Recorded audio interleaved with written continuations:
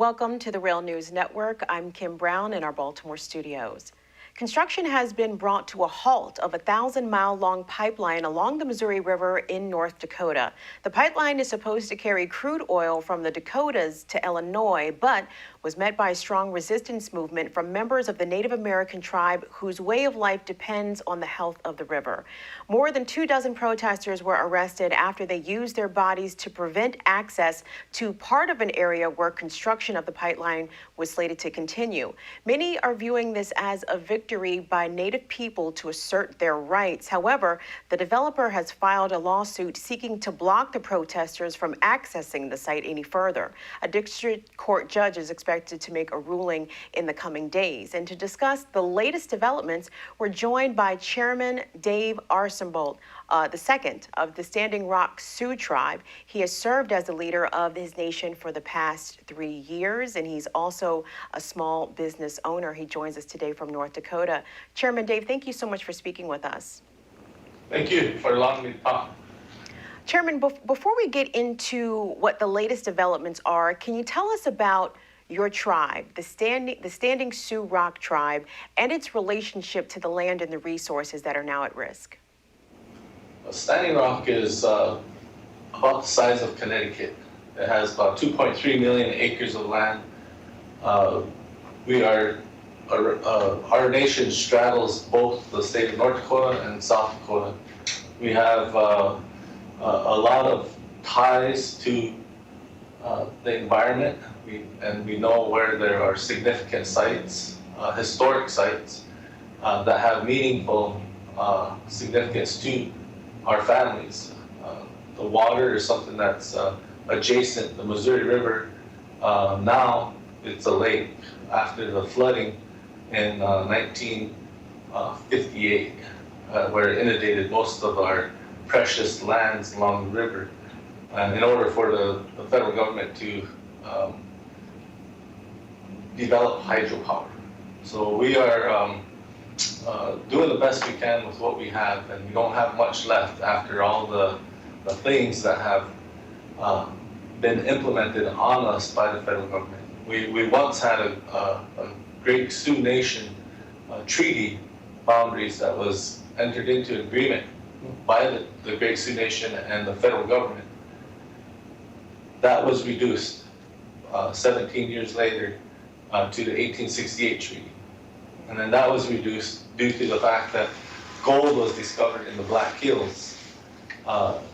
Also, all too often, the federal government reduced our land base and never offered us any protection in doing so, even though we were the first and rightful owners of all of those lands.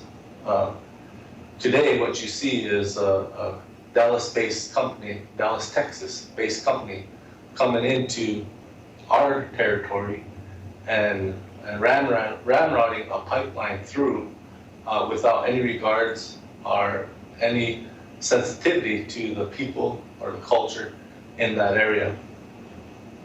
And the concern that not only members of your tribe have, but protesters, environmentalists, is that this $3.7 billion pipeline is going to stretch over 1,000 miles, starting in the Dakotas, going all the way to Illinois. The name of the company building this pipeline is called Energy Trading Partners. They're taking the lead in this, but yet some of the biggest names in the oil and gas industry, they have a stake in this pipeline, including Sunoco and Phillips 66. It could carry over 400,000 barrels of oil or more a day. And your argument is that should this pipeline rupture somehow, it would destroy the natural resources, namely the Missouri River that your tribe depends on. Is that accurate? It's not a matter of should it be disrupted or ruptured. It's a matter of when it ruptured. All of these, there's statistics out there that show that pipelines, and they're growing, are not safe. They do break. So it's not a matter of if, it's a matter of when, and who's going to pay the consequence. The whole reasoning behind this pipeline is to provide safe, efficient transport for crude oil. But in doing so, it's at our cost. When I say it's at our cost, this nation looks for ways to create energy independence. It looks for ways to create economic development. It creates ways to look for national security. By having this pipeline, they are saying that we won't depend on OPEC. Oil prices are dropping. The oil development has slowed to almost a standstill right now. So trying to get this crude oil to the market doesn't make sense to us. In their plannings, they put it in a location where if something was to happen, who is most likely going to be affected by it? It's us. There was an alternative route that went just north of us, just north of Bismarck, North Dakota, the state capital. This route was changed because there were some concerns by the people in that community who said, we don't want our safe drinking water affected.